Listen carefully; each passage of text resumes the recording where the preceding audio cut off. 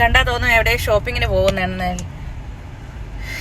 നമ്മുടെ ലൈഫിലെ ഹാപ്പിനെസ് ഇതൊക്കെയാണ്.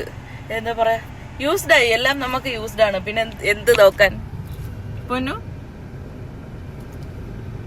എവിടെ പോന്ന്? എന്തിനു പോണ്? ചെക്കപ്പ്.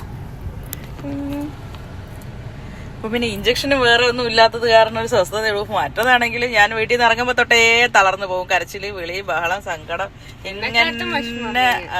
ഇങ്ങനെ കണ്ണീന്ന് ഇങ്ങനെ കുടുകുടുകുടുകുടാ ഒഴുകിക്കൊണ്ടേയിരിക്കും ഓരോ പ്രാവശ്യം. അവക്കല്ല പ്രശ്നം, എനിക്കാണ് പ്രശ്നം. ചെറുതിലെ തൊട്ടേ കൊണ്ട് കേറ്റ് അതിന്റെ ഇടയിൽ കൂടെ തിരികെ കേറ്റ്.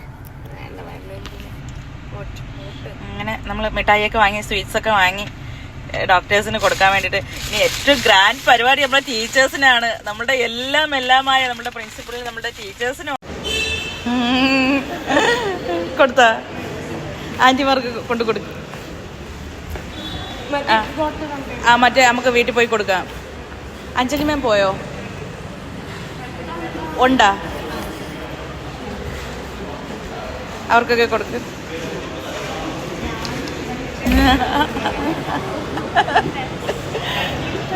ഇപ്പൊ കൊറേ നാളായിട്ട് ഇവിടെ ഡെയിലി എല്ലാ ആഴ്ചയും പറഞ്ഞിട്ടുണ്ടല്ലോ.